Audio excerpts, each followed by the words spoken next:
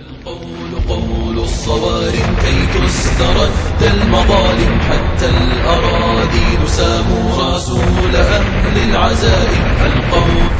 بسم الله الرحمن الرحيم. ولا تحسبن الله غافلا عما يعمل الظالمون. صدق الله العظيم. إلى الخونة والمفوضين، لقد صبرنا عليكم كثيرا ونحن نرى أبناءنا يذبحون ويحرقون وحرماتنا تنتهك، ولكن اعلموا من الآن وصاعدا لن يثنينا أحد عن أخذ ثارنا، ولن يرضعنا رادع عن إغراقكم ببحر من الدماء.